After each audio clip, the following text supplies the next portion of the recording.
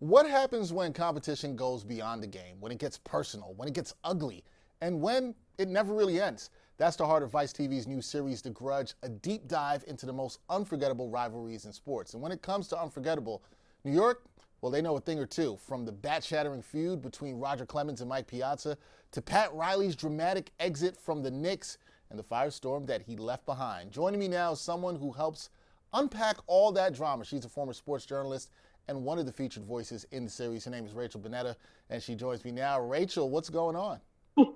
I forgot. I forgot what we were talking about today. I chose the wrong hat. So I want to apologize to Ah, all New Yorkers that will be watching this. I'm having a bad hair day. That's why I need to go grab my Yankees hat you should somewhere have had here. the Yankees hat because the LA hat is going to piss off the Yankees fans, especially after last year in the World Series. So they're not going to be happy about Yeah. that. But you're going to be okay. You're in good company. You're in safe Okay, company good. here. You're good. Happy to be here. Glad to have you, Rachel. Rachel, before we start, I got to ask you this: have you Mhm. ever had any feuds? Are there any grudges for you that you still hold on to? Is there anything that exists in your space with that? Hmm. Well, I am Canadian, so I grew up playing hockey.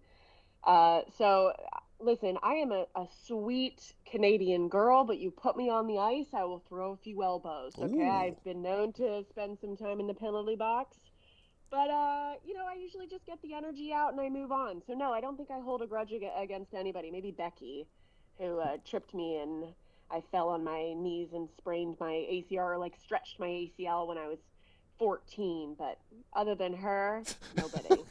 Yeah, when you still remember the name of something that happened when you were 14, somebody who did inflict some pain upon you, it might be a grudge. You're not holding on to it, but you remember it just a little bit. Just a little bit. Hmm. All right, so Rachel, we got to talk about this because the Clemens Piazza feud, which is featured here in this Vice series, is arguably one of the most intense player rivalries in New York baseball history. What do you think it was about their personalities or reputations that made this clash so combustible? You know what's so funny? I just got a message from a New York fan, and they were like, "What do you know about this rivalry? You are 8 years old. You don't know anything." Like people are still so heated about anybody that talks about these two teams in this rivalry in their city, which I love.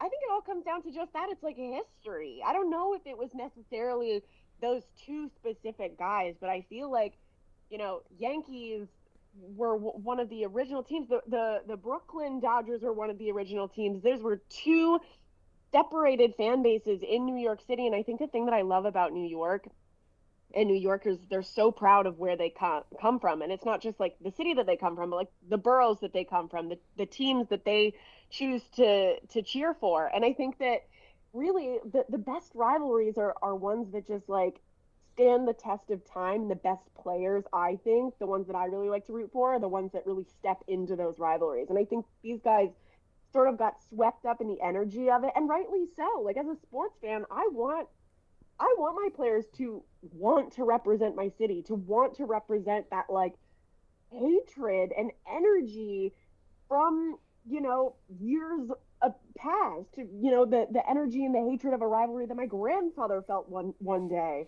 So I think that these are two athletes who are really just like giving us the show that we want to see and really embodying the essence of like what this feud was. And I really think that this feud all boils down to like history and New York City and like when teams arrived and when they left. And I think it's like really fascinating. Yeah, I'm always like, I don't know who didn't want this. I like rivalries are great for sports. Grudges are great. Now, personally, do you need to hold on to the grudges?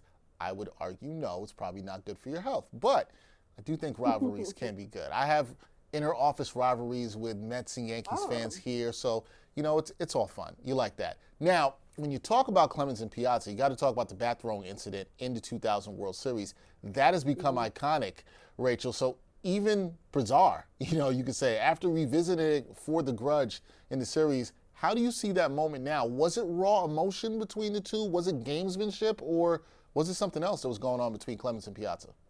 I like to think that it was raw emotion. I think that these are two guys that were just in their feelings. This was like at the beginning of the Subway series when all of this stuff was going down. And I think that these are just two guys that like really, really repped their cities. And as if I were a fan of either of these teams, I would have been stoked. I root for chaos. At the end of the day, what we are watching play out on the field in front of us, it is for entertainment purposes. And like, yes, you can have a really good team playing a really good team, and that is fun to watch. But when you have a really good team versus another really good team and they hate each other, I think that this was, like I said, a moment of these guys buying into the rich history of these two teams, of this rivalry, and they were just letting it fly. Did it get a little bit spicy? Did it get a little bit dangerous? Yes. But where's the fun in safety? Okay? Chaos always wins. I'm with you on that. Things got to get a little spicy sometimes. Sometimes we just all need that. Now, the finale of this series of Grudge focuses on Pat Riley and what I would call his messy exit from the Knicks. And this is a wound, Rachel, that many New Yorkers still feel.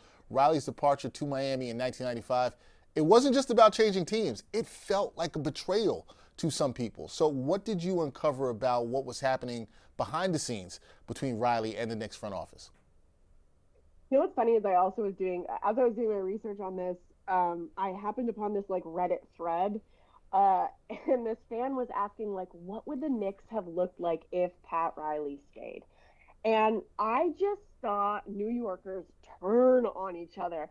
Pat Riley's a rat, like can't be trusted. No, Pat Riley's amazing. Like people were starting to talk about like, what if we got Kobe? Like they're losing their minds in this thread. I think what I had uncovered was, I think what most people know is Pat Riley came from the Lakers and took over the Knicks for a couple of seasons, and he really believed in himself, and he believed that he could run a franchise. He had already proven his track record, and he went to the ownership and was just like, I want a piece of the pie. I'm going to give you so much money. I'm going to give you so many trophies. Like I deserve to have a percentage of this team. I want full control. I want full, onus over who we have and who we bring in, and also like give me a little bit of ownership in the team.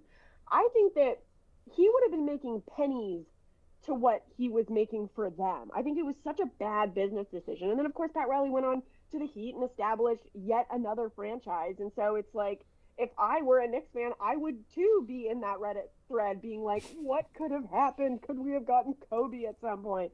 I'd be losing my mind. And I think it kind of set off a curse for the Knicks a little bit. Like, what would that team have looked like if they had kept Pat Riley and Pat Riley had a little piece of the pie? I think that would have been a far different team than the one that we have been, experiencing the last few decades. Yeah, and that's where it's hurtful for the Knicks fan, because I agree with you. I do think it was a bad business decision, but it's a decision that was made. Now, what we did get out of that, though, because there isn't like there's no good that came out of this. The Knicks and the Heat battles that followed, they became legendary.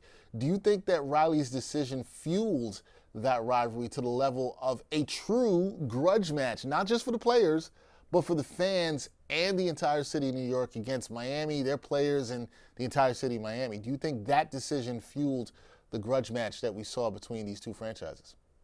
Absolutely. Think about any time that you meet somebody and you're like not really vibing with them, and then you start going to like, hey, did you hear that this girl actually is like pretty lame? You start to like make these things up in your mind to be like, yeah, no, everyone else, let's not like this person. That's what I think happened here. Is Knicks and Heat, they were just so wanting to not like each other, and then the Pat Riley thing happened, and it was just like, oh, now it's on. Like then they were starting to kind of be like, yeah, these guys do suck. I do hate them. Yeah, absolutely. You still have Knicks fans in this day and age in 2025 asking themselves, what could have happened? They, in their minds, think that Pat Riley ruined their life.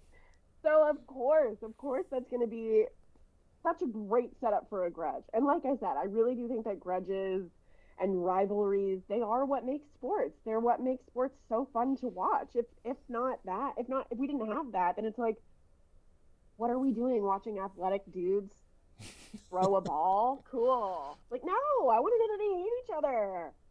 Yeah, we need more of that. I feel like we need more of it in sports. That's a whole nother discussion for another day. But I will finish with this, because when you look at both of these New York grudges, even decades later, does it seem like either side has ever really let go of this grudge? Or are these two rivalries that will always hang over New York sports history and it's not going away anytime soon? Because you just mentioned with the Knicks fans, they still feel some kind of way about something that happened back in 1995.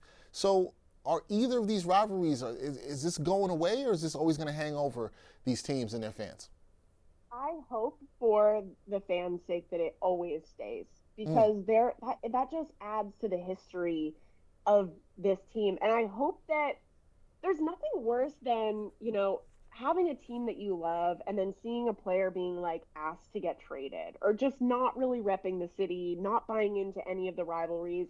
It's so lame. My advice to like young athletes entering any league is like, you're there now. Like, bleed that city. You rep that city. Like, there was nothing more disappointing. I'm a big Raptors fan.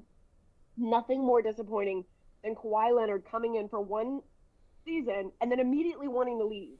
He could have been the king of Canada, okay? And he dipped out of there real quick. I say buy into the rivalries. It's just going to make the sport better. It is more entertaining as fans to know that you care, to know that you know about our history and you want to respect that history and you want to rep us in the right way. I say the rivalries, they need to always be fiery. You need to be breaking some bats sometimes, okay, to keep these things going. You got to do it. Yeah, sometimes you got to do it. You got to break some bats. Some people have to throw some bats. Sometimes you have to leave some organizations. I'm with you. I think rivalries are good for the sport. Grudges, not always good for your health, but rivalries, good for the sport, good for the fans. Everybody, check out The Grudge on Vice TV, new series they have about rivalries. Rachel Bonnetta, here, former sports journalist and now comedian, is a huge part of this. You should check it out. I got to check out a bunch of the episodes. Rachel, you were great in it. And you were great here. I have no grudges against you. Thank you for coming on and joining me. Yeah, right back at you, dude. I will hold a grudge if you don't have me back, though. So we'll start there. So we have to make sure that I don't have you back for a while so we can let that build for a bit. So when you come back, you come with some different energy. I think I can handle it. Okay. Sounds good. All right. Thanks, Rachel. Appreciate you.